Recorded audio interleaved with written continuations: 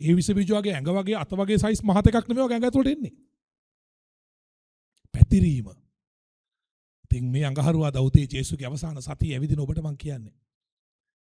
දෙවියන් වහන්සේ සතු උන්වහන්සේ සතු ඔයා ළඟ ඔයා ගැන ඔයාගේ දේශය ගැන ඔයාගේ සේවය ගැන උන්වහන්සේ සතුව තියෙන සැලසුම් කිසි දෙයක් වැලි යටේක සැකයකට ගේන්න එපා ජීවිතේ. ගේන්න එපා. සැක කරන්න එපා කියලා කියන්නේ වෙන මොකුත් හින්දා නෙමෙයි. සැක කරන්න එපයි කියන්නේ සැක කරන්න තරම් අපි ක්වොලිෆයිඩ් නැහැ කියලා මං කියන්නේ. කියන්නේ අපි සැකේ එන්න බෑනේ පාස මට සැකේ හිතුණා නෑ මං කියන්නේ ඒ ඕන එකකට සැකේ එන්න පුළුවන්. හැබැයි සැකේ එන්න නැතුව තියාගන්න නම් තියාගන්න තියෙන වාට එක තින්කින් එකයි ගන්න පුළුවන් එන්නේ එක සිතුවිල්ලයි. සැක කරන්න දෙවියන් වහන්සේගේ ක්‍රියා මම කවුද? මම කවුද? පව් කරලා මහිමෙන් හීන වෙලා ඉඳලා ජේසුගේ කුරුස පූජාවෙන් නැවත පස්තවිල වෙලා ශුද්ධාත්මයන් වහන්සේත් එක්ක අමාරුවෙන් ගමනක් යන මට පුළුවන්ද දෙවියන් වහන්සේව සැක කරන්න? මට පුළුවන්ද ශුද්ධාත්මයන් වහන්සේව සැක කරන්න? මට පුළුවන්ද එතුමා වෙනවයි කියපු ක්‍රියාවල් සැක කරන්න? මම කවුද එහෙම සැක කරන්න? මම හැමදාම ජීවිතේ හිතන එකක් තමයි අපිට මම එතන ඉහළට එන්න ඕනේ මේක මේ පල්ලෙහා ඉඳලා බලන්න. දෙවියන් වහන්සේ හැම වෙලෙම ආලේපය වේවා බලය වේවා ඉහළ ඉඳලා පහළට ගේන්නේ. මම එතනට ඒ ලෙවල් එකට නැත්තම් මම මේක සැක කරන්නේ නැහැ. දැන් උදාහරණයක් පාසමහන් වෛද්‍යවරයෙක්. එයාගේ ක්ෂේත්‍රයේ සම්බන්ධව තියෙන දැනුම ගැන එයා මට පැහැදිලි කරාම පාස මේ දත ගැන ප්‍රශ්නේ මේක මේ විදිහටයි මේකයි තියෙන්නේ කොහම මම done and dot මං ගැන හරි පාසුවන් මොකද්ද අපි කරනවා කියන්නේ මං එයාගෙන් අහනවා ඇයි එයා ඒ ක්ෂේත්‍රයේ දැනුම සම්බන්ධව මට වඩා ඉහළ තැනක ඉන්නේ එතකොට මම ඒ ක්ෂේත්‍රයේ දැනුම සම්බන්ධව යව සැක කරන්න මම කවුද මම ශිවන්තනේ මම ලෙක්චරර් කෙනෙක් මෙයා ડોක්ටර් කෙනෙක් එහෙමනම් මම යව සැක කරනවා නම් මට සිත් වෙනවා එයා ලබාගත්තු දැනුමට අභිබවා දැනගැන්මක් ලබා ගන්න. ඒ දැනගැන්ම ලබා ගත්තට පස්සේ මට පුළුවන් නෑ මෙයා මේක කිව්වට මේකේ කතාව ඕක නෙමෙයි. මේකට තව එකක් තියෙනවනේ මේක එයා ඒක කිව්වේ නෑ. නෑ මට එයා කීප ගැන සැකයි. පැහැදිලිද මං කියන එක? ඉතින් අපි දෙවියන් වහන්සේව සැක කරන්නේ දැන් මේ කියන්නේ මොනවද? ඉදිරි මොහොතේ වැටෙන්නේ තමාගේ සිතින් සැක නොකොට තමා කියන දේ සිදු වේයයි අදහන්නේ නම් නිකම් මම ගිහිල්ලා කන්දක් පාත් වෙන්නකොට කන්දක් නෙමෙයි ගහක්වත් පාත් වෙන්නේ නැහනේ අපිට සිද්ධ වෙන ජේසුස්ගේ නාමය භාවිතා කරන්න ජේසුස් වහන්සේගේ නාමයෙන් මේක සිද්ධ වෙන්න ඕනේ කිව්වහම සිත සැක කරනවා සිද්ධ වෙයිද නැද්ද ජේසුස් වහන්සේගේ නාමය කිව්වට පස්සේ ඒ නාමය සැක කරන්න අපි කවුද කියලා මම අහන්නේ අපි කවුද අපි ජේසුත් එක්ක ජේසුට එහා දෙල් කරන මිනිස්සුත් අපි ජේසුස් එක්ක කරන්න. ඒ නිසා අඟහරුවාදා උදේ පණවිඩිය වාට අඟහරුවාදා උදේ ජේසුගේ අන්තිම සතියේ සැක නොකොට සිටින් ඔය යාඥා කරපු දේ ඔය තහවුරු අල්ලන් ඉන්න වෙනතුරු දකිනතුරු පේනතුරු කරන්න 100ක් විශ්වාසන්ත වුණාන්සේ. ය සාත්මෙන් අදහ ගන්න එක මේ වෙනකන් ඔයා යාඥා කරලා තියෙන දේවල් වලට මම ඇදහිල්ලෙන් කතා කරනවා මේ සන්ධ්‍යාවේ දැන් ක්‍රිස්තුස් යේසුස් වහන්සේගේ නාමයෙන් ඔයා යාඥා කරලා තියෙන සියලු දේවල් ඔයාට ස්වර්ගයෙන් උන්වහන්සේ දැන් නිදහස් කරනවා. ඒක මගේ ඇදහිල්ල, ඒක මගේ විශ්වාසය, ඒක මම කටින් කියන එක සිතින් සැක නොකර 100ක් විශ්වාසයෙන් වාට කියනවා. දෙවියන් වහන්සේට ප්‍රශංසා වේවා. ගෞරව මහිමය වේවා. මේකයි පරම සත්‍යය. හරි අඟහරුවාදා උදේ වේලිච්ච ගහ පෙන්නලා උන්වහන්සේ ගෝලයන්ට දෙන උපදෙස. අපි යන උන්වහන්සේත් එක්ක ඇවිදගෙන ඉරුසලව පැත්තට. අඟහරුවාදා උදෑසන ශුද්ධ මතෙව් 21 වන පරිච්ඡේදයේ 23 වන පදයේ සිට 27 වන පදය දක්වා යේසුස් වහන්සේගේ බලය ගැන ප්‍රශ්න කිරීම. උන්වහන්සේ දේවමාලිගාවට ඇතුල්ව උගන්වමින් සිටියේදී නායක පූජකයෝද සෙනගගේ වැඩිමහල්ලෝද උන්වහන්සේ ළඟට ඇවිත් නුඹ මේ දේ කරන්නේ මොන බලයකින්ද? මේ බලය නුඹට දුන්නේ කවුදයි ඇසුවෝය? යේසුස් වහන්සේ උත්තර දෙමින් මමත් නුඹලාගෙන එක ප්‍රශ්නයක් අසමි. නුඹලා ඒක මට කියන්න ඕනම් මමද මේ කාරණා අසවල් බලයෙන් කරමි නුඹලාට එසේම කියන්නෙමි. යොහාන්ගේ බෞතිස්මය වූයේ කොතනින්ද? ස්වර්ගයෙන්ද නොහොත් මනුෂ්‍යයන්ගෙන් දැයි ඇසූසේක. ඔවුහු තම තමුන් අතරේ කතා කරගෙන ස්වර්ගෙනයි කියමු නම් ඔහුව අදහා නොගත්තේ මක් නිසාදයි අපෙන් අසනවා ඇත. මිනිසෙක්ගෙන් යයි කියමු නම් යොහාන් අනාගත වක්තෘ කෙනෙකු කොට සියල්ලන් විසින් සලකන හේයින් අපි සමූහයාට බයයි කියා අපි නොදනිමුයි යේසුස් වහන්සේට උත්තර දුන්නෝය. උන්වහන්සේද මේ දේවල් අසවල් බලෙන් කරමි මමත් නුඹලාට නොකියමි ඔවුන්ට කීසේක. ශුද්ධ වූ මාර්ක 11 වෙනි පරිච්ඡේදයේ 27 සිට 33 දක්වා. යේසුස් වහන්සේගේ බලය ගැන ප්‍රශ්න කිරීම. ඔහු නැවත යෙරුසලමට ආවෝය. උන්වහන්සේ දේවමාලිගාවේ සක්මන් කරන කල නායක පූජකයෝද ලියන්නෝද වැඩිමහල්ලෝද උන්වහන්සේ වෙතට ඇවිත් නුඹ කවර බලයක් පිට මේ දේ කරන්නෙහිද? නොහොත් මේ දේවල් කරන්ට මේ බලය නුඹට දුන්නේ කවුදයි උන්වහන්සේගෙන් ඇසුවෝය. යේසුස් වහන්සේ දවුන්ට කියනසේක් නුඹලාගෙන් එක් ප්‍රශ්නයක් අසමි. මට උත්තර දෙන්න. එවිට මම මේ දේවල් කරන්නේ මොන බලයක් පිටදයි නුඹලාට කියන්නෙමි. යොහන්ගේ බෞතිස්මය වූයේ ස්වර්ගයෙන්ද නොහොත් මනුෂ්‍යයන්ගෙන්ද? මට උත්තර දෙන්නයි ඔවුන්ට කීසේක. ඔහු ඔවුනොවුන් අතරේ කතා කොට ස්වර්ගයෙන් යයි කියමු නම් ඔහු අදහා නොගත්තේ මක් නිසාදයි අපට කියනවා ඇත. නමුත් මනුෂ්‍යයන්ගේ කියමු නම් යොහාන් සැබෑවටම අනාගත වක්තෘ කෙනෙකයි සියල්ලන් සැලකූ බැවින් සෙනගට බය වී අපි නොදනිමුයයි යේසුස් වහන්සේට උත්තර දුන්නෝය. යේසුස් වහන්සේද මා විසින් මේ දේවල් කරන්නේ මොන බලයක් පිටද කියා මමත් නුඹලාට නොකියමි ඔවුන්ට කීසේක. ශුද්ධ ලූක් 20 වෙනි පරිච්ඡේදයේ 1 සිට 8 දක්වා. තවද උන්වහන්සේ ඒ දවස්වලින් එකකදී දේවමාලිගාවේ සෙනගට උගන්වමින් සුභාරංචිය දේශනා කරමින් සිටියේදී නායක පූජකයෝද ලියන්නෝද වැඩිමහල්ලන් සමග උන්වහන්සේ ළඟට පැමිණ කතා කොට නුඹ මේ දේ කරන්නේ මොන බලයකින්ද? නොහොත් මේ බලය නුඹට දුන්නේ කවුදයි අපට කියන්නයි උන්වහන්සේට කීවෝය. උන්වහන්සේ උන්ට උත්තර දෙමින් මමත් නුඹලාගෙන් ප්‍රශ්නයක් අසමි. ඒක මට කියන්න. යොහන්ගේ බෞතිස්මය වුණේ ස්වර්ගයෙන්ද නොහොත් මනුෂ්‍යයන්ගෙන්දයි ඇසුසේක. එවිට ඔවුහු තමුන් අතරේ කතා කොට ස්වර්ගයෙන් යයි කීවොත් ඔහු අදහා නොගත්තේ මක් නිසාදයි කියනවා ඇත. මනුෂ්‍යයන්ගෙන් යයි කීවොත් යොහාන් අනාගත වක්තෘ කෙනෙක් කොට මුළු සෙනග විශ්වාස කරන බැවින් ඔවුන් අපට ගල්ගසනවා ඇත කියා කොතරින් උනේදයි නොදනිමුයි උත්තර දුන්නෝය. එවිට යේසුස් වහන්සේ මමත් මොන බලයකින් මේ දේ කරම්දයි නුඹලාට නොකියමි ඔවුන්ට කීසේක. දැන් ඔන්න අඟහරුවාදා යේසුස් වහන්සේ පටන් ගත්ත. දැන් සඳුදා මහා බල පෙරලියක් කරලා ඉන්නේ දේවමාලිගාව කණපිට හරවලා ඉන්නේ. යේසුව දැක්කහම දැන් අඟහරුවාදා යෙරුසලේ මිනිස්සු බයයි. හරිද? ඇයි යේසු නිකන් එන්න වසවර්ති ස්වභාවයකනේ සමුද ඇසුරුනේ.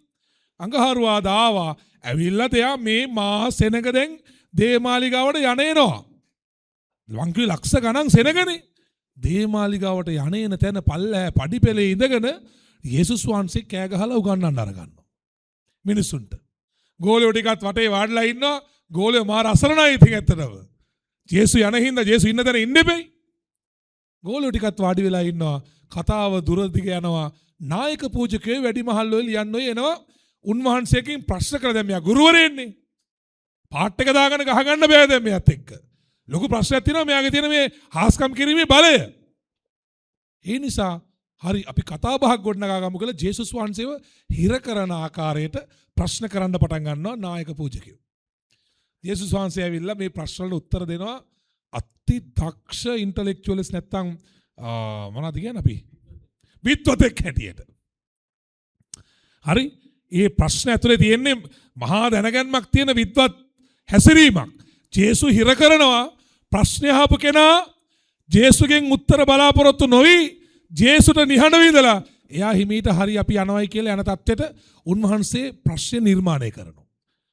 ඉතින් ගෝලයන්ගෙන් මේ ජේසුගෙන් ඇහුවාම ඔයාගේ බලය කොහෙන්ද කියලා ප්‍රශ්න කළා හිර කරන්නයි ලෑස්ති උනේ. ජේසු කිව්වා මම උත්තර දෙන්නම් බලය කොහෙන්ද කියලා. උඹලා ගියපල්ලා යොහන්ගේ බෞතිස්මේ ස්වර්ගයෙන්ද පොළවෙන්ද? නායක පූජකයනේ මේ. ඇයි එහෙම කියන්නේ මේගොල්ලෝ පිළිගත්ත යොහන්ගේ බෞතිස්මය? බහුතරයම ගිහලා පොලිමේ හිටපු අය. ඒතකොට පිළි අරගෙන ඒක ලැබුවේ උඹල එක ස්වර්ගයෙන් කියලා විශ්වාස කරාද නැත්නම් යොහාන්ගෙන් කියලා විශ්වාස කරාද? යොහාන්ගෙන් කියලා විශ්වාස කරොත් එයා අනාගත වක්තුරු කෙනෙක් කියලා උඹලා වෛති කරගන්න නැතුව එයාව බිල්ලට දිලා නිකන් හිටියා. උඹලා අනාගත වක්තුරු කෙනෙක් කියලා ප්‍රකාශ කරේ නේ? ස්වර්ගයෙන් කියලා කිව්වොත් එහෙනම් උඹලා විවස්ථාවට විරුද්ධයි.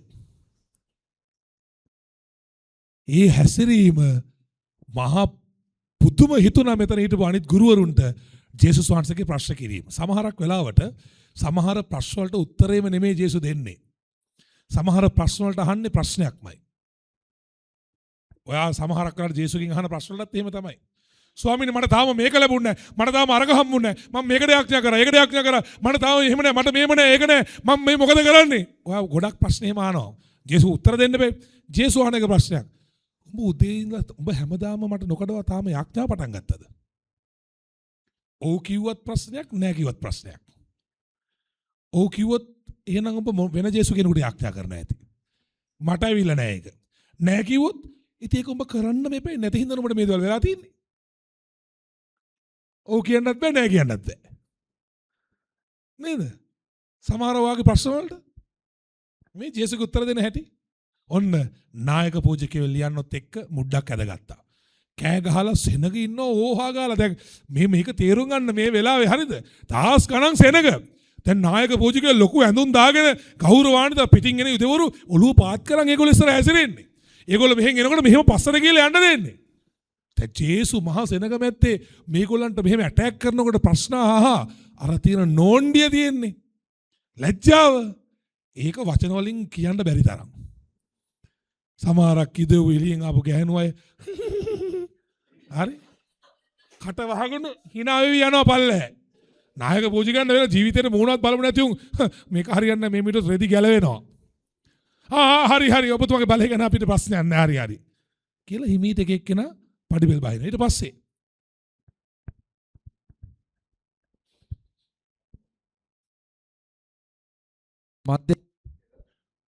මධ්‍යහනට පෙර දවල් 12ට පෙර ශුද්ධ මතෙව් 21 වන පරිච්ඡේදයේ 28 වන පදයේ සිට ශුද්ධ මතෙව් 22 වන පරිච්ඡේදයේ 14 වෙනි පදය දක්වා පුත්‍රයන් දෙදෙනා ගැන උපමාව. නොමුත් නුඹලා සිතන්නේ කුමක්ද? එක් මිනිසෙකුට පුත්‍රයන් දෙදෙනෙක් සිටියෝය. ඔහු පළමුවෙනියා ළඟට ඇවිත් පුත්‍රය ගොස් අද මිදිවත්තේ වැඩ කරන්නයි කීවේය. ඔහු උත්තර දෙමින් නොයමී කීවේය. නමුත් පසුව පස්තැවිලි වී ගියේය. ඔහු දෙවිනියා ළඟට ඇවිත් එසේම කීවේය.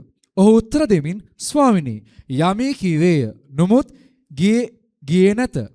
එදෙනාගෙන් පියාගේ කැමැත්ත කළේ කවුදයි ඇසුසේක.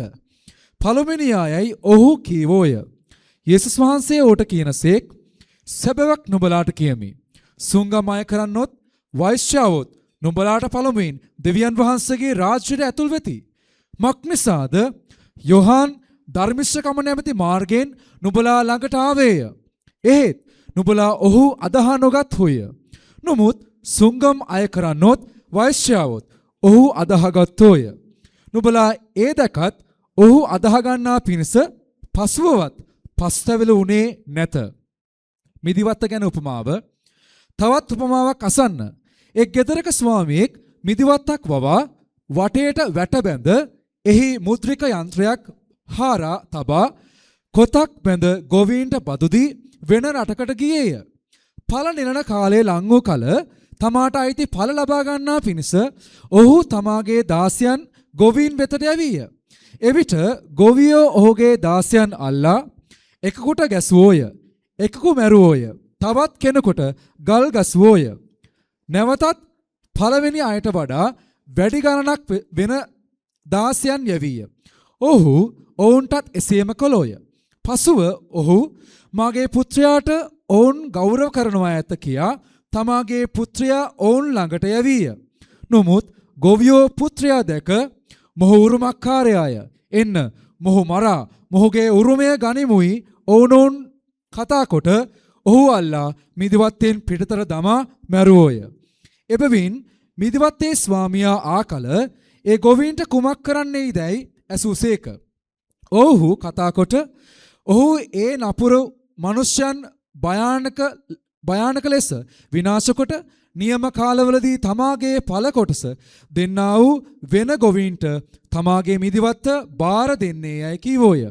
යේසුස් වහන්සේ ඌට කියනසේක් ගෙවල් සාදානන් විසින් එපා කළ ගලම කොනෙහි ප්‍රධාන ගල කරනු ලැබීය. මෙය ස්වාමින් වහන්සේ කෙරෙන් විය. අපේ ඇස්වලට ඒක ආශ්චර්යයක් යයි යනු ශුද්ධ ලියවිලිවල නුඹලා කිසි කලක කියුවේ නැද්ද? එබැවින් නුඹලාට මම කියමි. දෙවියන් වහන්සේගේ රාජ්‍ය නුඹලාගෙන් අහක්කොට එහි ඵල උපදවන ජාතියකට දෙනු ලබන්නේය. මේ ගල පිට වැටෙන්නා පොඩි වී යන්නේය. නමුත් ඒක යමෙකු පිට වැටුනොත් ඒක ඔහු දූලිමින් සුණු කර දමන්නේ යයි කීසේක. නායක පූජකයෝත් පරිසවරුත් උන්වහන්සේගේ උපමා අසා ඒවා තමුන්ගෙන කී බව දැන උන්වහන්සේ අල්ලන්ට සෙව්වෝය. නමුත් උන්වහන්සේ අනාගත වක්තෘ කෙනෙකයි සමූහයා සැලකූ නිසා ඔවුන්ට බය වූවෝය. ශුද්ධ මතෙව් 22 වෙනි පරිච්ඡේදයේ පළවෙනි පදයේ සිට සරණ මංගලයේ පිළිබඳ උපමා කතාව. යේසුස් වහන්සේ උත්තර දෙමින් නැවතත් උපමාවලින් කතා කොට තමාගේ පුත්‍රයාට සරණ මංගල්‍යයක් පිළියෙල කළ එක්තරා රජෙකුට ස්වර්ග රාජ්‍ය සමාන කරනු ලැබේ.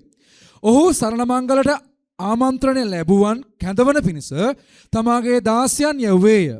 නමුත් ඔහු එන්ට අකමැති වූවෝය. නැවතත් ඔහු වෙන දාසයන් යැවමින් මෙන්න මාගේ කෑම පිළිවෙල කර තිබේ. මාගේ ගෝන්නුද සත්තුද මරණ ලද්දෝය. සියල්ල සූදානම්ව තිබේ. මංගල්‍යයට එන්න කියා ආමන්ත්‍රණය ලැබුව අයට කියන්නේ කීවේය. නමුත් ඔහු ඒ නොසලකා එක්කෙනෙක් තමාගේම කෙතටත් අනෙක් කෙනෙක් තමාගේ වෙළදාමටත් ගියෝය. සෙස්සෝ ඔහුගේ දාසයන් අල්ලා නිග්‍රහ කොට මැරුවෝය. රජුරුවෝ උදහස් වී තමාගේ යුද සේනාවන් යවා ඒ මිනිමරුවන් විනාශ කොට ඔවුන්ගේ නුවර ගිනිලෑවේය. එවිට ඔහු තමාගේ දාසයන්ට කතා කොට මංගල්‍ය සූදානම් කර තිබේ. නමුත් ආමන්ත්‍රණය ලැබුවෝ සුදුස්සෝ නොවෙති. ඒ නිසා නුඹලා මංසන්දි වලට ගොස් සම්බෝන සියල්ලන් මංගල්‍යයට කැඳවාගෙන ඉන්නයි කීවේය.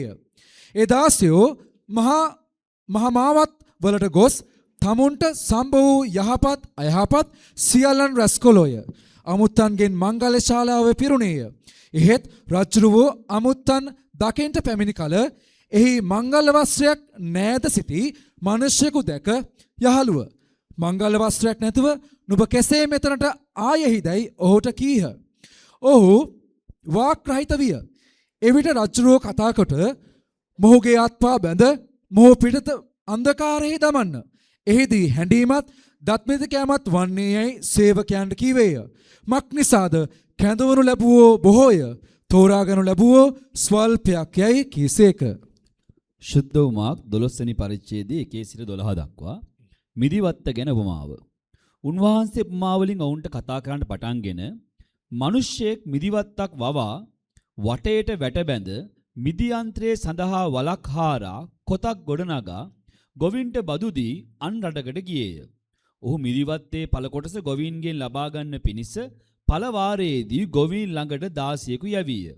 ඔහු අල්ලා ඔහුට තලා හිස් අතින් හැරියෝය. නැවත ඔහු වෙන දාසියෙකු ඔවුන් වෙතට හැරියේය. ඔහුගේ හිස තුවාල කොට ඔහුට නිග්‍රහ කළෝය. ඔහු තවත් කෙනෙකු යවීය. ඔහු මැරුවෝය. තවත් බොහෝ දෙනෙකුගෙන් සමහරෙකුට තැළුවෝය, සමහරෙකු මැරුවෝය. ඔහුට තව එක්කෙනෙක් එනම් ප්‍රේමවන්ත පුත්‍රයෙක් සිටියේය. ඔවුන් මාගේ පුත්‍රයාට ගෞරව කරනවා ඇත කියා අන්තිමේදී ඔහුත් ඔවුන් වෙතට යවීය. නමුත් ඒ ගොවියෝ තමුන් අතරේ කතා කොට මොහු උරුමකාරයය. එන්න ඔහු මරමු. එවිට උරුමය අපට වන්නේය කියා ඔහු අල්ලා මරා මිදිවත්තෙන් පිටතට දැමුවෝය. එබැවින් මිදිවත්තේ ස්වාමියා කුමක් කරන්නේද? ඔහු ඇවිත් ඒ ගොවීන් විනාශ කොට මිදිවත්ත අන්‍යයන්ට දෙන්නේය. ගෙවල් සාදානන් විසින් එපා කළ ගලම කොනේ ප්‍රධාන ගල කරනු ලැබීය. මෙය ස්වාමින් වහන්සේ කෙරෙන් නූයේය. ඒ වනාහි අපගේ ඇස්වලට පුදුමයක් කියන මේ ලියවිල්ලවත් නුඹලා කියවුවේ නැද්දයි කීසේක. උන්වහන්සේ මේ උපමාව තමන්ට විරුද්ධව කී බව ඔවුහු දැන උන්වහන්සේ අල්ලන්ට සෙව්වෝය. නමුත් ඔහු සමූහයාට බයව සිටියෝය. ඔහු වනාහි උන්වහන්සේ අත්හැර ගියෝය. ශුද්ධ ලූක් 20 වෙනි පරිච්ඡේදයේ 9 සිට 19 වෙනි පදය දක්වා නපුරු ගොවීන් ගැන උපමාව. උන්වහන්සේ සෙනගට මේ උපමාව කියන්න පටන්ගෙන මිනිසෙක් මිදිවත්තක් වවා ගොවීන්ටද බදු දී බොහෝ කාලයකට වෙන රටකට ගියේය. පළ අවස්ථාවේදී ගොවියන් විසින් මිදිවත්තේ පළ කොටස ඔහුට දෙන පිණිස ඔහු ඔවුන් ළඟට 16කු යැවීය. නමුත් ගොවිහු ඔහුට තලා ඔහු හිස් අතින් ඇරියෝය. පසුව ඔහු වෙන 16කු යැවීය. ගොවියෝ ඔහුටත් තලා නිග්‍රහ කොට ඔහු හිස් අතින් ඇරියෝය. නැවතද ඔහු තුන්වෙනියෙකු යැවීය. ඔහු ඔහුටත් තුවාල කොට පිටතට දැම්මෝය. එවිට මිදිවත්තේ ස්වාමියා කතා කොට මම මක් කරම්ද? මාගේ ප්‍රේමවන්ත පුත්‍රයා යවමි. සමහර විට ඔවුන් ඔහුට ගෞරව කරනවා ඇතැයි කීවේය. නමුත් ගොවිහු ඔහු දැක ඔවුන් කතා කොට මොහු උරුමකාරයාය. උරුමය අපට වෙන පිණිස මොහු මරමුව කියා ඔහු මිදිවත්තෙන් පිටත දමා මැරුවෝය. එයින් මිදිවත්තේ ස්වාමියා ඔවුන්ට කුමක් කරනවා ඇද්ද? ඔහු ඇවිත් ඒ ගොවීන් විනාශ කොට මිදිවත්ත අන්‍යයන්ට දෙන්නේ යැයි කීසේක. ඔහු ඒ අසා එසේ නොවේවා යැයි කීවෝය. නමුත් උන්වහන්සේ ඔවුන් දෙස බලා එසේ වීනම් ගෙවල් සාදානන් විසින් එපා කළ ගලම කොනෙහි ප්‍රධාන ගල කරනු ලැබී යයි යන ලියවිල්ල අර්ථය මොකද? ඒ ගල පිට වැටෙන කවුරු නමුත් කැබිලි කරනු ලබන්නේය. ඒ ගල යමෙකු පිට වැටෙන්නේද? එයින් ඔහු සුණු විසුණු කරනු ලබන්නේ යැයි කීසේක. ආදායම් මිලය සහ නැවත නැගිටීම ගැන ප්‍රශ්නය. හරිද? නායක පූජකයෝද ලියන්නෝද මේ උපමාව ඔවුන්ට විරුද්ධව උන්වහන්සේ කී බව දැන ඒ පැයදීම උන්වහන්සේ අල්ලන්නට සෙව්වෝය. නමුත් ඒ සනකට බය වූවෝය. ඔන්න අඟහරුවාද දවසේ උන්වහන්සේගේ ඉගැන්වීම. අර පරස්පර විරෝධී ඉගැන්වීම් කියලා අපි කිව්වේ. කතා කරන එකකට එකක් අර බොහෝම තර්ක විතර්කයක් ඉදිරිපත් කරනවා. දේවමාලිගාවේ එදා දවසේම තියෙන ටීචින් තියෙන. උපමා කීයක් කිව්වද? මොකද්ද උපමා තුන? පුත්‍රයන් දෙදෙනාගෙන උපමාව. පුත්‍රයන් දෙදෙනාගේ උපමාව. මිදිවත්ත ගැන උපමාව. මිදිවත්තේ උපමාව. සරණ මංගල්‍ය ගැන උපමාව. හොඳට තේරුම් ගන්න ඕන අපි ළමයි. ජේසුස් වහන්සේ ආදම් පෙරදරි කරගෙන ආදම්ගෙන් පසුව නෝවා මුල් කරගෙන නෝවාගෙන් පසුව නෝවාගේ දරුවන් මුල් කරගෙන ඉන්පසුව යෝසෙප් මුල් කරගෙන ඊට පස්සේ ගෝත්‍ර 12ක සෙනගක් මුල් කරගෙන දරුවෝ 12ක ගෝත්‍ර හදාගෙන ජාතියක් හැටියට ඊශ්‍රායල්වරු නිර්මාණය කරගෙන තමයි මේ අවුරුදු 4000ක ඉතිහාසයක් එන්නේ. දැන් ඔය ජේසුස් වහන්සේ ඉන්න අන්තිම සතියේ අඟහරුවාදා ඔය ඉගැන්වීම් ටික කළේ යුදෙව්වරුයි මායි අතර තිබිච්ච සම්බන්ධතාවය මොකද්ද? ඒ සම්බන්ධතාවය පළතුනේ කොහොමද? ඒ සම්බන්ධතාවය නැවත හයි කරගන්න නැවත සකස් කරගන්න මම දෙවියන් වහන්සේ ඇරෙන්න මම ගත්තු තීරණ මොනවද? ඒ තීරණ වලට උඹලා එකඟ නොවි. ඉස්රායල් සමග දෙවියන් වහන්සේ සිටිනවා කියන ඒ හැඟීමට උඹලා එකඟ නොවි. මගේ කැමැත්තට උඹලා විරුද්ධ වෙන්නේ කොහොමද? ඊට පස්සේ මම අලුතෙන් සභාවක් කියලා එකක් සෙනගක් අලුත් ජාතියක් නිර්මාණය කරගන්නේ කොහොමද කියන ඒ අන්තිම පැහැදිලි කිරීම තමයි ඔය අඟහරුවාද කතා කරන්නේ.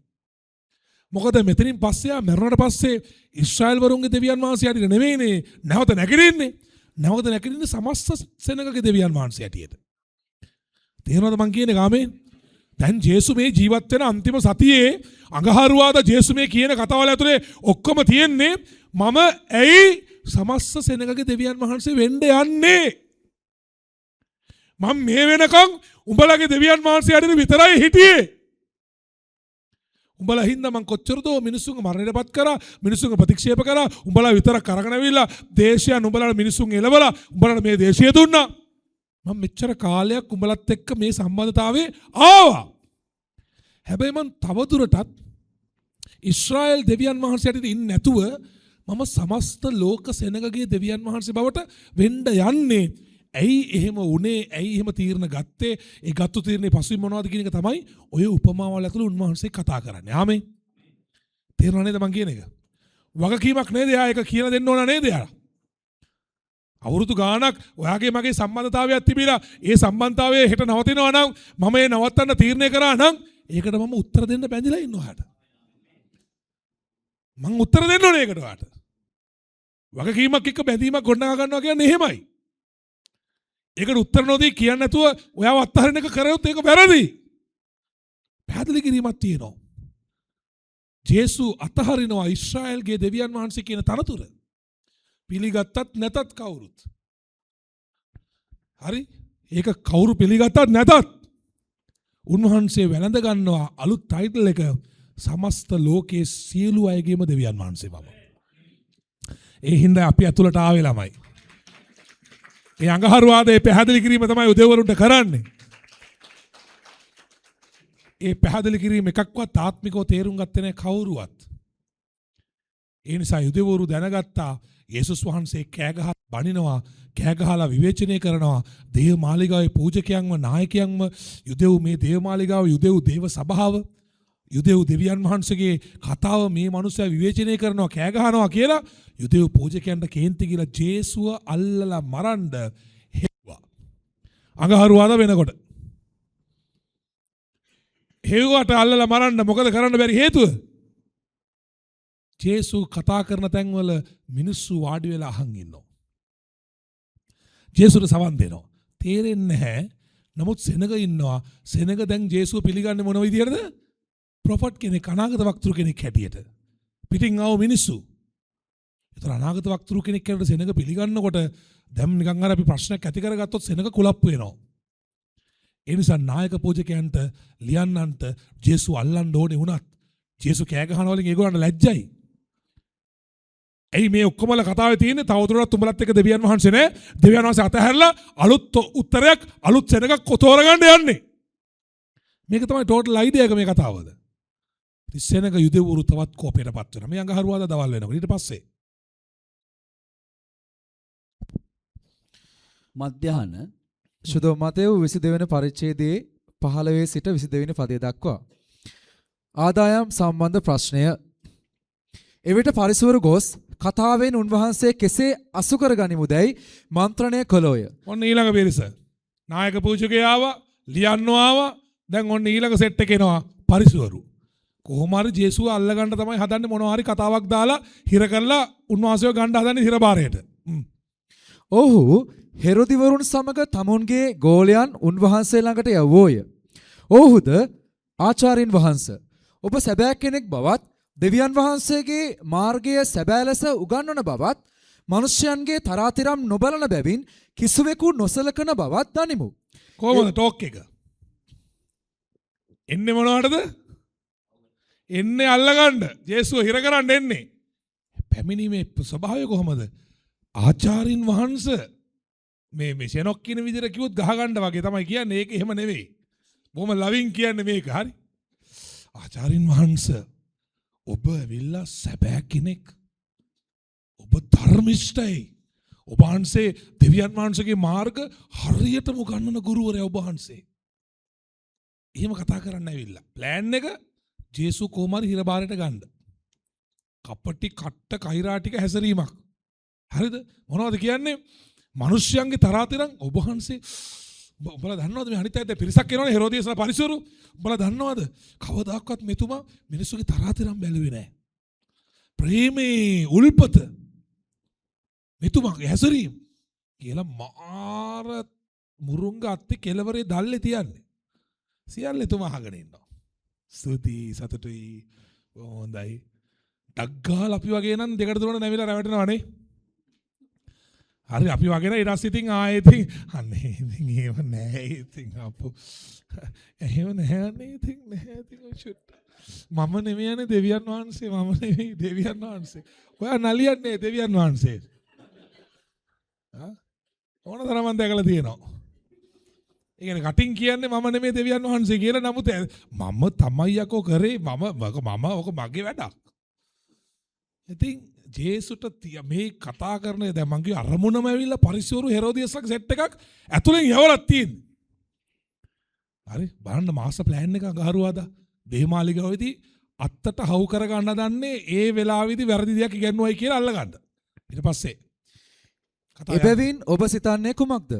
කායිසර්ට ආදායම් දීම යුතුයද අයුතුයද කියා අපට කිව මැනවයි. අර ඔක්කොම ප්‍රශංසාව කියලා ඉවරලා ඇහුවේ උතුමාණනි ගුරුතුමනි මට එක ප්‍රශ්නයක් තියෙන ඔබතුමා මෙච්චර ප්‍රේම කරන මෙච්චර කරනවද අපි ස්වාමිනී මේ රෝම හමුදාවට බදු ගෙවනවනේ. මුන්ද දැන් අපි බදු ගෙවනවා. මට එකක් කියන්න උතුමාණනි මේ බදු ගෙවන එක හරිද වැරදිද? එහෙම. හරිද වැරදිද? ඵලයන්ඩෝ යන්න කියලා ජේසුස් කියා එනවා. ඇයිද සෙනඟ පිටින් එලා ඉන්න ලක්ෂ ගාණක්. මේ පිට සෙනඟට පේන්න ජේසුත් හැසිරෙන්න ඕනේ. පේන්න මුන් ටිකත් හැසිරෙන්න ඕනේ. තේරෙනවද කියන එක? පිට සෙනඟ ලක්ෂ ගාණක් වැඩි දැන්. එයාලගේ හැසිරීමෙන් තමයි දැන් මේක කෝලහලයක් වෙනවද නැත්ද කියලා තීරණය වෙන්නේ. පිට සෙනඟ ඉන්න ඔක්කොම අය දේවමාලිගාවේ ඉන්න පරිසරය ඔක්කොම ලවඳුරන්නෙත් නැහැ. ජේසුස් වහන්සේව හරියට දන්නෙත් නැහැ. එතකොට ජේසුගේ අරමුණ තියෙන මේ වෙලාවේ කොහොම හරි මේ කොන්ග්‍රෙෂන් එක තරහ කරවන එකනේ. කේන්ති යවන එක. ඉතින් මේගොල්ලෝ හරි ප්‍රඥාවන්තව උත්තර ප්‍රශ්න අහනවා කියන්න අපිට කායිසර්ට ඒ කියන්නේ රෝම හමුදාවට රෝම පාලනයට අපි මේ බදු ගෙවන එක හරිද වැරදිද විතරක් කියන්න ස්වාමිනී කියලා තමයි ප්‍රශ්නේ. නමුත් යේසුස් වහන්සේ ඔවුන්ගේ දුෂ්ටකම දැන වංචාකාරයනි නුඹලා මා පරීක්ෂා කරන්නේ මක් නිසාද? ජේසුස් වහන්සේ ඔවුන්ගේ දුෂ්ටකම දැන අච්චර ආදරෙන් අච්චර යටත්ත අච්චර ප්‍රේමයෙන් ඔබ ප්‍රේමී ප්‍රතිමූර්තියයි ඔබ මෙහෙම කෙනෙක් එහෙම කෙනෙක් කියලා ප්‍රශ්න ආපු ගමන් ජේසුස් වහන්සේ නිශ්ශබ්දව හිටියා ඔළුව පාත් කරගෙන. ආපංකෝ රජා කැමති විදියට වැඩ කැටයන් දාලා ඔක්කොම අහලා ඒ උන්වහන්සේ දැනගත් අරමුණ මොකද්ද කියලා මොනවද කියන්නේ? වංචාකාරේනි ඔබට දුක් වේ. එහෙම නෙමෙයි කියන්නේ.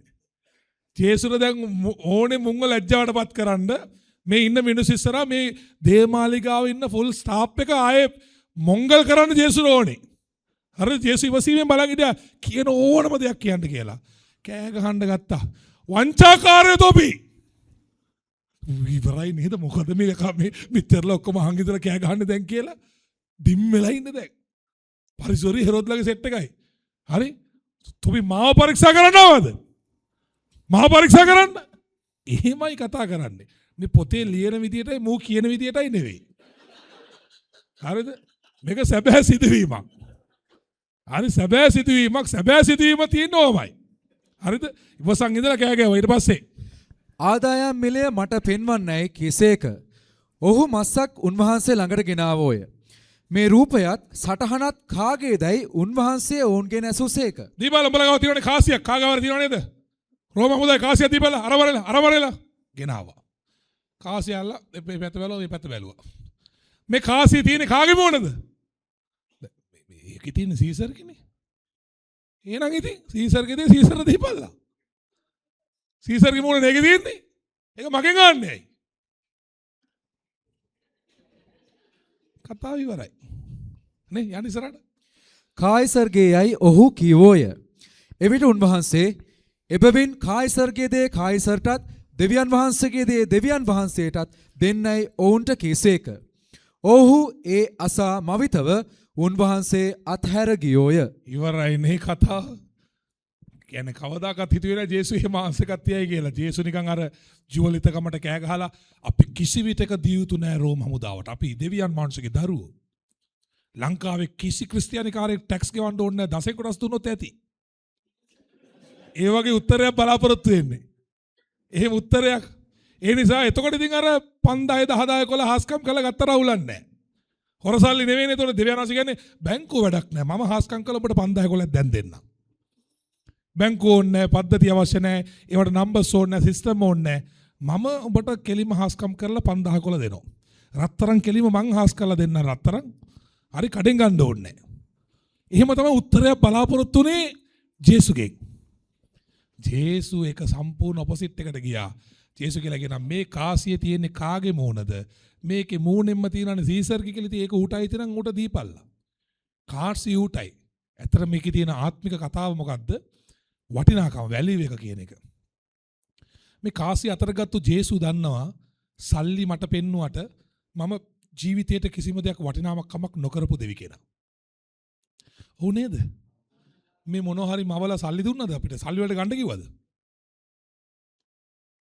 මේ හැම දෙයක්ම මවුන්කාර එතුමා කිසි දෙයක් අපිට මිලයක් ගෙවලා ගන්න කිව්වේ නැහැ. ආදම මැව්වා ආදම් උඹ සල්ලි හොයාගෙන උඹ හම්බ කරලා මහන්සි වෙලා මේ ගහෙන් ගෙඩි කන්න වරි. එහෙම කිව්වේ නැහැ. එතුමා ඇවිල්ලා මිලයක් වුණා අපි කරු පව් වලටත්. ඒ කියන්නේ නොමිලේ කියන සංකල්පය දෙවියන් වහන්සේගෙන් ආවේ. ෆ්‍රී කියන එක. ඒකනේ අදටත් මිනිස්සු නොමිලේ කියන අකුරු තුන දැක්කම දුවන්නේ නේ. කොහරි බෝඩ් එකක් දාන්න අර නිකන් අර ලාවා කේක් එකේ හවුස් එක ඉස්සර නොමිලේ කියලා ගැහුවොත් මොනවා වෙයිද? නොමිලේ කියන වචනේ විතරක් ගැහුවොත් මොනවා වෙයිද?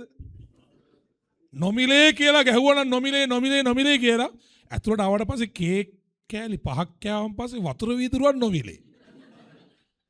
ඇතුළට ගියාට පස්සේ ඒක. අතටත් ලෝකයේ ඕන පෝසතෙක් ඕන ධනවතෙක් තුප්පත් ભેදයකින් තොරව නොමිලේ කියලා ගහලා තියනට ඩස් කාලා හැයනවා. ඒක අපේ නේචර් එක. ඒක අපේ දෙවියන් වහන්සේ අපිව හදපීදී සමස්ත මිනිස්සු කැමති කොච්චර සල්ලි තිබුණත් නොමිලේ දන්සල් වලින් කන්න කැමති. ඕ කොච්චර සල්ලි තිබුණත් ඇයි නොමිලේ තියනවා නම් දෙමළ පත්තරේ හරි ගෙදර අරන් එනවා. ප්‍රයෝජනයක් නැහැ කියවන්න දන්නෙත් නැහැ. නොමිලේනේ යන්නේ නිකන් හම්බුනේ. නිකන් හම්බෙන්නේ මොකාගද ගණන් කරනවා කියන්නේ? නිකන් හම්බෙන අස්සගේ දත් ගණන් කරන්න එපා කියන්නේ. ඉතින් නොමිලේ කියන එකට මිනිස්සු පුදුම ඇතුලෙන් කැමති. ඇතුලේ. ඇයි දෙවියන් වහන්සේ සියල්ලම නොමිලේ අපිට දුන්නේ. ඉතින් දෙවියන් වහන්සේ කියනවා යේසුස් වහන්සේ දැන් මේ මවුන්කාරය කියන්නේ කාසියක් බලලා එතුමාට ජෝක් එකක් මේක. නොමිලේ දුන්න මට උඹලා අද කාසි පෙන්නලා අහන්න කාටද දෙන්න ඕනේ කියලා. දෙවියන් වහන්සේගේ දේ දෙවියන් වහන්සේට දෙන්නලු.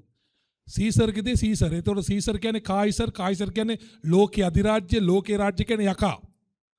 යකා උඹලට දුන්න දෙයක් තියනවා නම්, යකාට අයිති දෙයක් තියෙනවා නම් ඒක ඌට දීපන්. ඒ තමයි ඌ දුන්න හෘද සාක්ෂිය. දෙවියන් වහන්සේ දුන්නේ මොනවද? ආත්මය දැනගන්න මේක දෙවියන් වහන්සේට දීපන්. උඹගේ ජීවිතයේ උඹගේ ආත්මික ජීවිතයේ දෙවියන් වහන්සේට අයිති. උඹගේ ලෞකිකත්වය ඔක්කොම යකාට ඒක ඌටම දීපන්. ඔබ ගාව තියාගන්න එපා. මේ තමයි ආත්මික ලෝකයයි භෞතික ලෝකයයි කාර්සිය දෙපැත්තේ කතාව. ගැඹුරු තැන එතුමා ඉඳන් කතා කරන්නේ. යුදෙව්වරුන්ට මේක තේරුණේම නැහැ. හරි මේ තමයි යේසුස් වහන්සේගේ සිත මැවුම්කාරයා මේ ඉන්නේ. අන්තිම සතිය අඟහරුවාදා. හැමතැනම ප්‍රශ්න එතුමාව හිර කරගන්න අඟහරුවාදා. දැන් එතුමා ඇවිල්ලා ඉන්නේ මේ හිර වෙන්න තමයි ළමයි. මේ සතිය එතුමා යෙරුසලමට ආවෙම සෙනසුරාදා බෙතානියේ ලාසරුස්ගේ ගෙදරට ඇවිල්ලා මේ ඉරිදා බුහුරුවෙක් පිටේ ඇවිල්ලා සමුදා ගිහලා දේමාලිගාව විනාශ කරලා අඟහරුවාදා මේ කෑග ගහ උගන්වන්නෙම එතුමා මේගොල්ලන්ගේ අතට අසු වෙන්න ඕනේ මේගොල්ලන්ට හිතෙන්න ඕනේ එතුමා වල්ලලා මරන්න කියලා. හැබැයි ඒ මරන්න කියලා හිතුනට මරන්න ඕනේ කවදාද? සිකුරාදා. ඒ නිසා සිකුරාදා වෙනකම් එතුමා සර්වයිව් වෙන්න ඕනේ. ඉතින් මේ උත්තර දෙන්නේ අද අඟහරුවාදා මැරෙන්න බෑ මෙතුමට. සිකුරාදායි මැරෙන්න ඕනේ. ඒ හින්දා තමයි මේ උත්තර දීම උන්වහන්සේ කරන්නේ. ඔන්න කතාව. යන්න ඉස්සරහට. අඟහරුවාදා දහවල ශුද්ධව මතෙව් 22:34 සිට 40 දක්වා. ඊතා උතුම් මාඥාව ගැන ප්‍රශ්නයක්. උන්වහන්සේ හදිසිවරු නිශ්ශබ්ද කළ බව පරිසිවරු අසා එකට රැස් වූවෝය. දැන් කලින්ම මොකද උනේ? අඟහරුවාදා උදෙන්ම ටීචින් එක දුන්නේ නායක පූජකයන්ටයි ලියන්නන්ටයි ආපු සෙට් එකට උදෙන්ම. ඒගොල්ලොත් එක ගේමක් ඇදගත්තා. ඊට පස්සේ දවල් වෙනකොට මධ්‍යහන කලින් ඒ කියන්නේ 11 වෙනකොට පරිසිවරු ආවා හෙරෝදියස්ලාගේ සෙට් එකක් එක්ක ආදායම් මිලේ ගැන ප්‍රශ්නයක් ඇති කරගත්තා. උන්ටත් එන තගක් දාලා සද්දයක් දාලා කෑ ගහලා මේ සෙනග මැත්තේ ලැජ්ජාවටපත් කරලා ඇරියා. දැන් මධ්‍යහනෙන් පස්සේ 12න් පස්සේ දැන් සෙට් එක එනවා සදිසිවරුයි පරිසිවරුයි ආයකතු වෙලා එනවා. ඊළඟට එලි ආෆ්ටර්නූන් මධ්‍යහන පස්සේ 22 23 සිට 33 දක්වා නැවත නැගිටීම ගැන ප්‍රශ්නයක්. නැවත නැගිටීමක් නැතයි කියන සදුසිවරු එදා උන්වහන්සේ වෙතට ඇවිත් ආචාර්යින් වහන්සේ යමෙකු දරුවන් නොලැබ මලොත් ඔහුගේ සහෝදරයා විසින් ඔහුගේ භාර්යාව සරණ පාවාගෙන සහෝදරයා නමට දරුවන් උපදවන්න ඕනෑයයි මෝසෙස් විසින් කියා තිබේ. අප අතරේ සහෝදරයෝ 7 දෙනෙක් සිටියෝය. පළමුවැනියා භාර්යාවක සරණ පාවාගෙන දරුවන් නොලැබ මැරුණු බැවින් ඔහුගේ භාර්යාව සහෝදරයාට වූවාය. දෙවැනි තුන්වැනි සත්වැනි තනත්වා දක්වා තෙසේම වූයේය. සියල්ලන්ට පසු ස්ත්‍රීද නැසුනාය. සියල්ලන්ම සරණ පාවාගත් හේයින් නැවත නැගිටීමේදී ඒ සද්දනාගෙන් කාගේ භාර්යාව වන්නීද යසුවෝය. යේසුස් වහන්සේ උත්තර දෙමින් නුඹලා ශුද්ධ ලියවිලිවත් දෙවියන් වහන්සේගේ බලයවත් නොදැන වරද්දා ගනිහුය. මක්නිසාද නැවත නැගිටීමේදී ඔවුන් සරණ පාවා ගන්නේවත් සරණ පාවා දෙන්නේවත් නැත. එහෙත් ස්වර්ගයේ දේවදූතයන් හා සමාන වෙති. නමුත් මලවුන්ගෙන් නැගිටීම සම්බන්ධව නම් මම ආබ්‍රහම්ගේ දෙවියන් වහන්සේය. ඊසාක්ගේ දෙවියන් වහන්සේය. යාකෝබ්ගේ දෙවියන් වහන්සේයයි දෙවියන් වහන්සේ නුඹලාට කී බව නුඹලා කියවුවේ නැද්ද? දෙවියන් වහන්සේ මලවුන්ගේ නොව ජීවතුන්ගේ දෙවියන් වහන්සේයයි කීසේක. සමූහයෝ ඒ අසා උන්වහන්සේගේ ඉගැන්වීම් ගැන විස්මපත් වූවෝය. කීයද පොතේ කියුවේ? මතෙව් 22 වෙනි පරිච්ඡේදයේ 23 සිට 33 දක්වා. දැන් ඔන්න ඊළඟ ටීම් එක ඇවිල්ලා අහන්නේ මොකද්ද ප්‍රශ්නේ? හරි අපබ්‍රංශ ප්‍රශ්නයක්. මෙතන ආයෙත් නම් ඒක අවශ්‍ය වේද දන්නේ නැහැ. මේ කොහොම නමුත් මේ ප්‍රශ්නේ හරි දැන් හිර කරන්න යන්නේ මාර විදියට දේවධාර්මික ගැටයක් ගැහුවේ. හරිද? අර එළිය අරක ප්‍රශ්නේ ලෝකේ සම්බන්ධ එළියෙන් ගෙනාවේ. මේ ප්‍රශ්නේ දේවධර්මයක් දේවධර්මයේ තියෙන අඩුවක් පෙන්නලා මෝසෙස් වැරදි කියන වචනේ ගෙන්න ගන්නයි ඕනේ. මෝසෙස් වැරදි. හරිද? එක ගැහණු කෙනෙක් විවාහ කරගත්ත පිරිමි 7 දෙනෙක්. නැත්තම් ඒ විවාහයට සම්බන්ධකම් කියන පිරිමි 7 දෙනෙක්. සහෝදරයෝ 7ක්. ගැහණියෙක් එක සහෝදරයෙක් එයාගේ භාර්යාව විවාහ කරගෙන ඒ සහෝදරයා මැරුණොත් ඒ ඉතුරු සහෝදරයෝ එයා ඒ භාර්යාව පිළිගන්න ඕනේ තමන්ගේ ඒ දරුවන්ට නම දීලා. ඒතර මේකයි කියනවා මෙතන ප්‍රශ්නේ තියෙන්නේ මේ ගුරුතුමනි එක භාර්යාවක් තමයි එක සහෝදරයා එයාගේ ස්වාමියා මැරුණා එයාට ඉන්නවා සහෝදරයෝ 7 දෙනෙක්. දැන් නැවත නැගිටිනකොට මේ ගෑණි කාගේ ගෑණි වෙන්නද අර 7 දෙනාගේ? හරි? කොහොමද ප්‍රශ්නේ? ජේසුස් වහන්සේ නිකන් කිරිස් ගාලා දැම්මා දෘශ්‍රාවක්. උඹලා ලියවිලි දන්නෙත් නැහැ. ලියවිලි වල බලය දන්නෙත් නැහැ. මම උඹලට කියන්නේ ඉස්සල්ලාම නැවත නැගිනකොට කසාදයක්ම නැහැ. ඉවරයි කතන්දරේ. කෙල ගිලුණා. හරි? නැවත නැගිනකොට කසාදයක්ම නැහැ. විවාහය කියන එක අලුත් අහස අලුත් පොළොවේදී නැවත නැගිටීමේදී නැහැ. මාන්න යටින් පිරිමි hina වෙන ස්තුති ස්වාමිනී සුසි පිරිමි විතරක් hina වෙන සත්‍යක් මට හෙන නිකන් අන්න භාෂාවෙන් ස්තුති කර පාසල ඕවේම ළඟින්දී ස්තුති yes thank you Jesus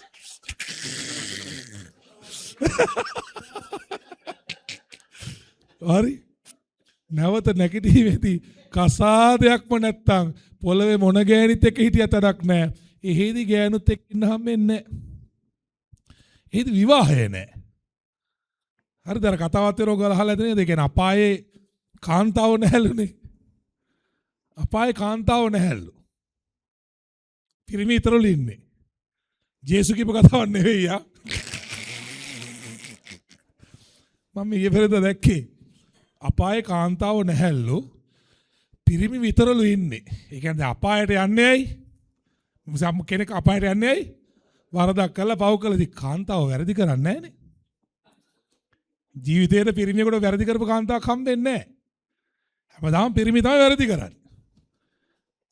ගෙදර කවදා හරි ඔයාගේ නෝනා කියලා දෙනවා මට සමාව වෙන්න මගේ අති වැරදක් වුණා කියලා දෙනවද නැහනේ. හැමදාම ඔයා තමයි වැරදි කරලා තියෙන්නේ. දැන් නුවණ අතෝසන්නේ ඔය හරියට හරි කියලා. දැන් නුවන් කියලා හරියට හරි වාසිකේ කරලා.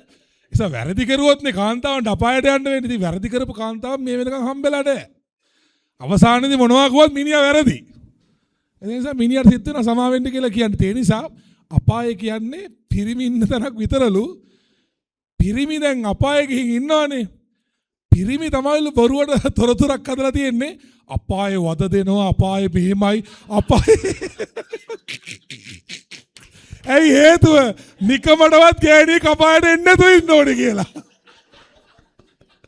පිරිමි අපායේ චූට් එකේ ඉන්නවලු ගෑනු නැතිව. ඉතින් පිරිමි තමයිලු දෙවිවරු හැටියට ඇවිල්ලා රඟපාලා අපායේ වද දෙනවා අපි එන්න එපා කවුරුත් කියලා පිරිමි තමයිලු අපාය ගැන භයානකක් හදලා තියෙන්නේ. ගෑනු නැත්තම් පිරිමියෙකුට අපාය කියන්නේ ස්වර්ගයක් කියලායි කියන්නේ. මේ අපායේ ගෑනු නැත්තිඳ ගෑනු වැරදි කරන්නේ නැතිඳ අපායේ ගෑන්නේ පිරිමි සැපට ඉන්නවලු.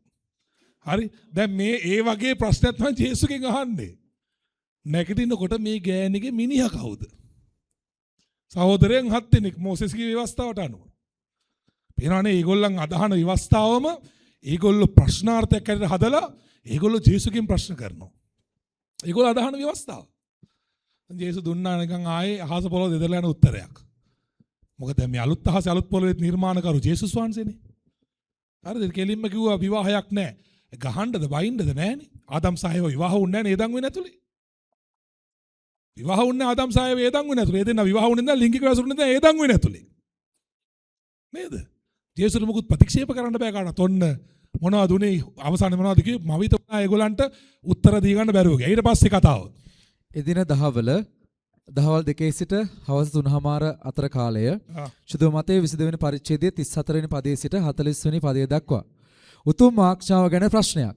උන්වහන්සේ සදිසුවරුන් නිශ්ශබ්ද කළ බව පරිසවරු අසා එකට රැස්වෝය. කට්ටිය ඔක්කොම සෙට් වුණා එකට දැන්. කවුද? සදිසවරු පරිසවරු සෙට් එකම එකට සෙට් වුණා. කොහොම හරි ජේසුස් අඟහරුවාදා මේ වන් මෑන් ෂෝ හරිද? උදේ පිටත් වෙච්ච ගමන මේ අඟහරුවාදා. හිටගෙන උගන්නනවා දේමාලිකාවේ ප්‍රශ්න කරනවා තර්ක කරනවා එකම කෙලියයි. දැන් දවල් 1ට 2ට 3ට කියන්නේ. ඔවුන් අතරින් ව්‍යවස්ථාව උගන්වන්නෙක් උන්වහන්සේ පරීක්ෂා කරමින් ආචාර්යනි ව්‍යවස්ථාවේ ඊතා උතුම් ආඥාව කොයි එකදයි ඇසුවේය. දීපල්ලක උත්තර. හරි. දැන් ව්‍යවස්ථාව ඒගොල්ලන් නීති 600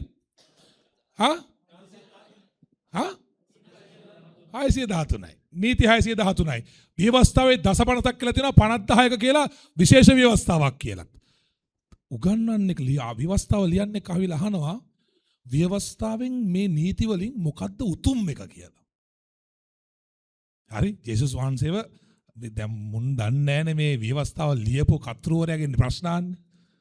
බයිබලය ගැන ප්‍රශ්න අහන්න ඕනේ බයිබලයේ දන්නේ නැති හරකුගෙන්. මේ බයිබලයේ අයිතිකාරයාගෙන් ප්‍රශ්න අහන්නේ. හරිද මුන් ටෙලිදරාවක් නැහැ ටෙලිදරාවක් නැති විකట్ల මිනිස්සු ගොන් වෙනවා. මිනිස්සු ගොන් හින්දා ප්‍රශ්නත් ගොන්. එලිදරාවක් නැති හින්දා. එලිදරාවක් තිබ්බහම තමයි ඉස්සලම දෙවියන් වහන්සේ ගැන වචනේ ගැන බයිබලයේ ගැන එලිදරාවක් තියෙන 100ක් නෙමෙයි. අඩුම තරමේ මේ එතුමා දෙවියන් වහන්සේ සරබලධාරී සරපරාක්‍රමයි ජීවමානයි කියන මේ මූලික එලිදරාව. ඉතින් මේ මුකුත් නෙමෙයි ප්‍රශ්න කරන්නේ කවුද කියලා කිසි එලිදරාවක් නැහැ. ප්‍රශ්න අහනවා ව්‍යවස්ථාවෙන් උතුම් එක මොකද්ද? යන්න දෙන්න.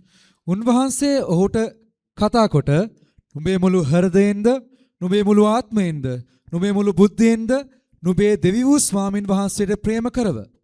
මේක උතුම් වූ පළවෙනි වූ ආඥාවය. මේ හා සමාන දෙවෙනි එකක් තිබේ. එනම් නුඹට මෙන් නුඹේ අසල්වාසයට ප්‍රේම කරව යනුය. මේ ආඥා දෙක පිට මුළු ව්‍යවස්ථාවත් අනාගත වාක්‍යයත් පිහිටා තිබේයයි කීසේක. තව දිනවද එච්චරයි? කියන්න.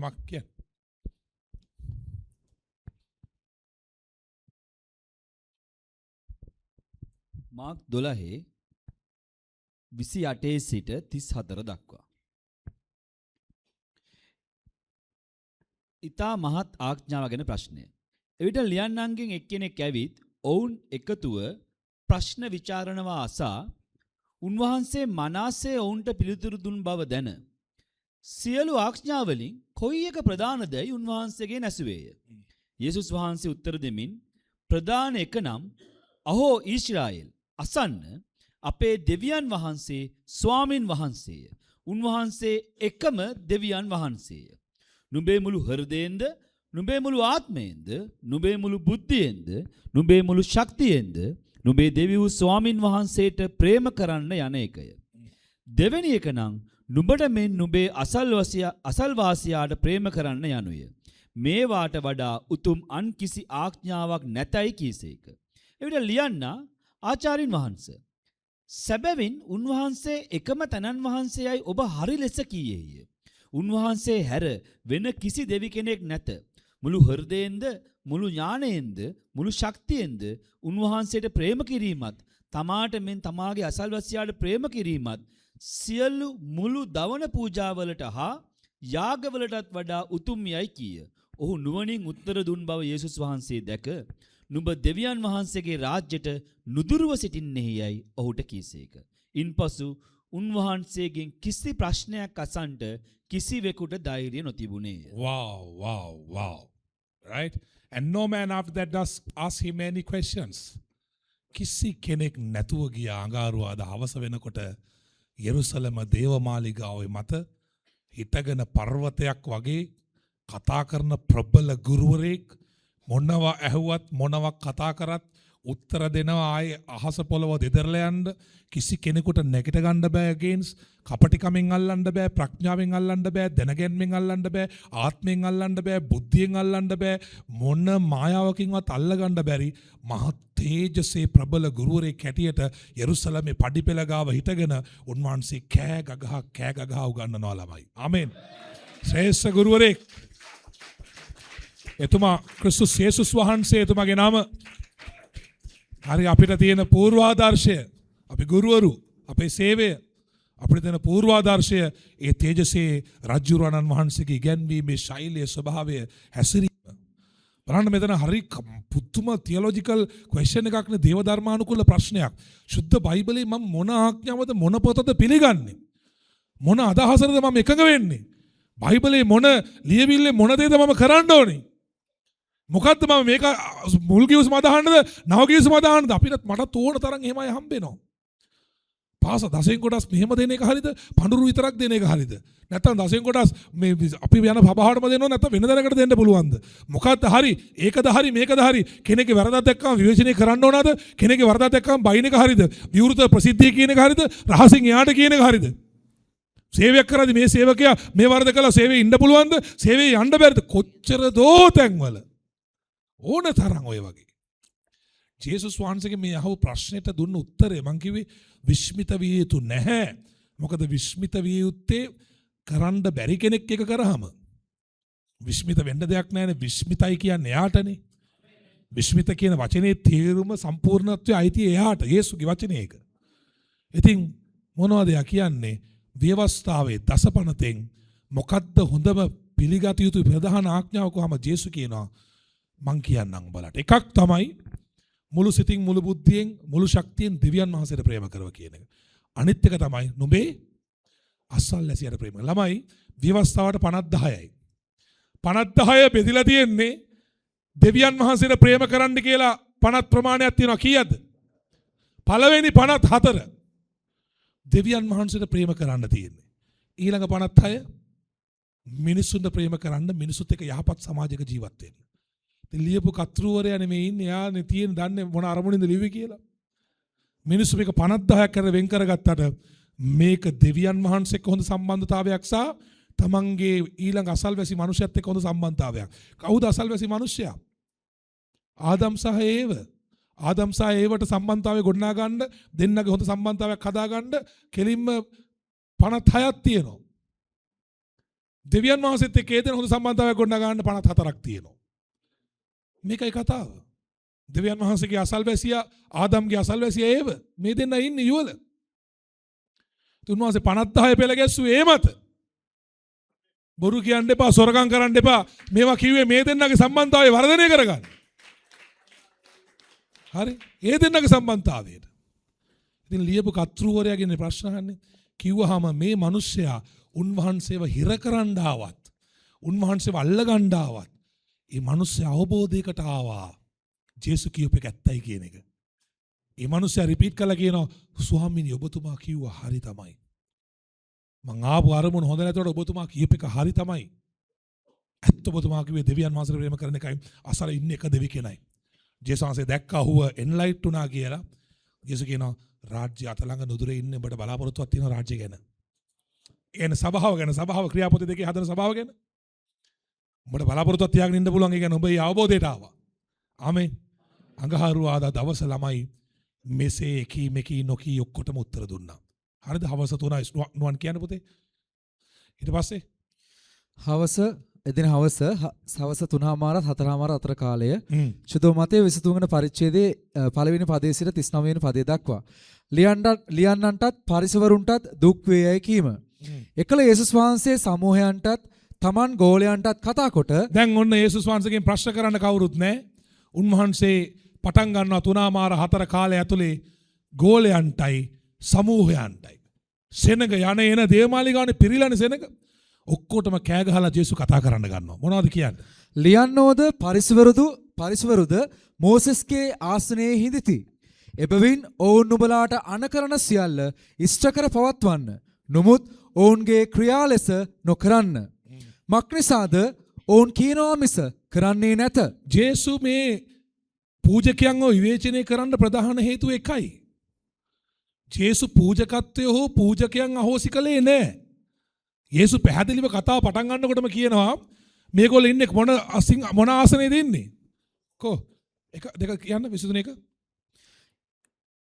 එකල යේසුස් වහන්සේ සමූහයන්ටත් තමන් ගෝලයන්ටත් කතා කොට ලියන්නෝද පරිසවරුද මෝසෙස්ගේ ආසනයේ හිඳිති. එයාලා ඉන්නේ උඹලගේ ප්‍රධානියා මෝසෙස් කියන ගැලුම්කාරයා එයාගේ ආසනේ. ඒ නිසා මොකද කරන්න කියන්නේ? කො එබැවින් ඔවුන් නුඹලාට අනකරන සියල්ල ඉෂ්ට කර පවත්වන්න. ඒ පූජකයෝ ඒ ව්‍යවස්ථාධාරීන් උඹලට කියන්නේ මොනවද? ඒක උඹලා අනිවාර්යෙන් ක්‍රියාත්මක කළ යුතුයි. ඇයි ඒ පූජකයන් සමාන වෙන්නේ මෝසෙස්ට? ඒ ව්‍යවස්ථාධාරයන් සමාන වෙන්නේ මෝසෙස්ට. මෝසෙස් තමයි එදා මේක ලියලා අපේ අතර ගෙනන් දුන්නේ. අද ඒ තැන තමයි මේ පූජකයෝ ඉන්නේ. ඒ නිසා එයාලා කියන එක අනිවාර්යෙන් උඹලා පවත්වන්න ඕනේ. එහෙම කියනකොට පූජකයන්ට මේ කන්තියන් ඉන්නේ ජේසු කතා කරන එකට. දේමාලිගාව හතර වටේම මිනිස්සු පොඩි ගෞරවයක් ආඩම්බරයක් එන්නේ නැති. හම්මේ හොඳ වෙලාවට මේක මොගේ කටින් අහගත්තා. හරි උදේ ඉඳලා අපිට බැලලා දැන් හරි හම්මේ ලොකු දෙයක් කියලා හිතාගෙන විනාඩියක් ගියේ නැහැ. නමුත් ඔවුන්ගේ ක්‍රියා ලෙස නොකරන්න. ඉවරයි නේද? හරිනේ. ඒකනේ මූ ජීවිතේට අපි ගැන හොදක් කියන්නේ නැහැ. අහන් ඉන්න ලියන්නෝ නැත්නම් අහන් ඉන්න පරිසරු අහන් ඉන්න පූජකයෝ. උතර පූජකයන්ව උන්වහන්සේ පල්ලහැට දැන් මෙයි පූජකයෝ කියන්නෝ ඉන්නවා කරන්නෝව නෙමෙයි ඉන්නේ. සභාවට දේශනා කරනවා අද පාසලත් එහෙම තමයි නේද? කියන්නෝ ඉන්නේ කරන්නෝව නෙමෙයි ඉන්නේ. කරන්නෝව නෑ. ඉතින් කියන්නෝව ඉන්නකොට උන්වහන්සේ කියන්නේ උන්ව ප්‍රතික්ෂේප කරපළා. උන් කියන එක කරපළා. හැබැයි උන්ගේ ක්‍රියා ලෙස නම් කරන්න එපා. ඌ වගේ වෙන්න එපා ඔබ. එහෙම කියන්න වෙලා දෙවියන් වහන්සේට එදත් යේසුස් වහන්සේට අදත් බොහෝ වෙලාට හෙටත්. උඹ ඔබගේ සභාවේ මේ දේවල් කළ යුතුයි. හැබැයි බලන්න ඕනේ ක්‍රියාව වගේම කතාව වගේම ක්‍රියාවක් තියනවාද? ඒ ක්‍රියාව තියනවා නම් උන්වහන්සේට ප්‍රශ්නයක් නැහැ. සම්පූර්ණයි නේද එතකොට? තේරෙනවද ළමයි කියන එක? ඊට පස්සේ කියනවා මක්නිසාද ඔවුන් කියනවා මිස කරන්නේ නැත. එසේය. ඔව්හු උසලන්ට අමාරු මහත් බර බැඳ මනුෂ්‍යයන්ගේ කරේ තබති. නමුත් තමුන්ගේ ඇඟිල්ලවත් ඒවාට තබන්ට කැමති නොවෙති. දැන් මේ කතා කරනකොට ජේසුස් වහන්සේ කොහෙද ඉන්නේ?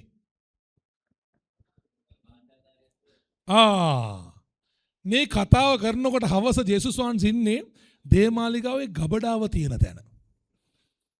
හරි? ගබඩාව තියෙන තැන පාස්කු දවස්වල දැන් මේ ඉන්නේ. තව දවස් 3-4කින් පිටින් ආපු දහස් ගණන් මිනිස්සු තුටු පඳුරු වස්තු පිටින් අරගෙන එනවා කර ගහගෙන ගබඩාවට බාර දෙන්න දේමාලිගාවේ. බයිබලේ විවස්ථාවන එක දැන් මෙයාලා පිට දුර ඉඳලා එන්නේ. එන අය මෙහෙම පඳුරු ගණන් කර ගහගෙන අරගෙන එනකොට ඒ අයට හිතවත් මිත්‍ර පරිසිවරු එනවා මේගොල්ලත් එක්ක ළඟින් පස්සෙන්.